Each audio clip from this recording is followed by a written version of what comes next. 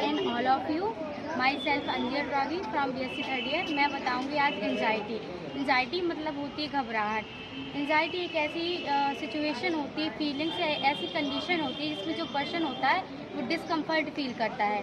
वो किसी भी चीज़ को लेके डरने लग जाता है, चिंता करने लग जाता है किसी भी चीज़ को लेके, जिससे कि उसका जो बिहेवियर होता है वो भी चेंज होने लगता है, या फिर वो ज़्यादा सोचने लगता है तो वो सीवियर में पहुंच जाता है।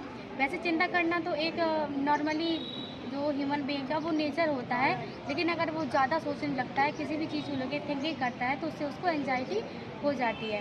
बायोलॉजिकल कॉज होता है, मतलब बायोलॉजिकल कॉज में मतलब जो इम्बैलेंस होता है, जो न्यूरोट्रांसमीटर होते हैं वो डिस्टर्ब हो जाते हैं, तो इसकी वजह से भी हमें एंजाइटी हो सकती है।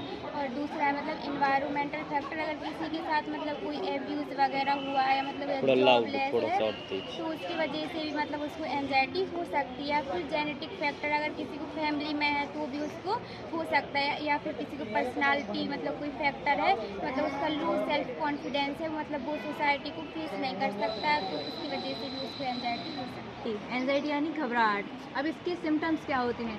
इसके सिम्टम्स हम अपनी बॉडी से देखेंगे, ऊपर से लेकर नीचे तक इसमें सिम्टम नज़र आते हैं। सबसे पहले देखेंगे ऊपर से, जैसे कि ये हमारा सिर दर्द होगा, सिर से स्टार्ट करेंगे, हमारा सिर दर्द होगा।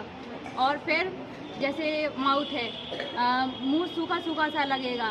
फिर आता है गला, गले में ऐसा लगेगा जैसे कुछ अटका हुआ हो, जैसे कुछ फंस गया हो, ऐसे कुछ लगता है। फिर आता है चेस्ट। अब चेस्ट में जैसे चेस्ट थोड़ा पेन होगा, और हमारी ब्रीथ मतलब हमारी सांसें ज़्यादा बढ़ने लगेंगी, हार्ट बीट बढ़ने लगेगी, पल्स रेट बढ़ेगा। और फिर आते हैं हाथ पैर कँपाएंगे, और हमारी मतलब पूरी बॉडी में ऐसा लगेगा जैसे मसल्स हमारी स्पाज्म हो रही हैं। ये सब साइन सिम्टम नज़र आते हैं एंजाइटी की टाइप, एंजाइटी जो है वो 7 टाइप्स की होती है। जनरल एंजाइटी में जो इसका कॉज होता है वो स्पेसिफिक नहीं होता है, जनरली किसी भी चीज़ को सोचते रहते हैं, वो सीवियर कंडीशन हो जाती है तो एंजाइटी को कॉज करती है।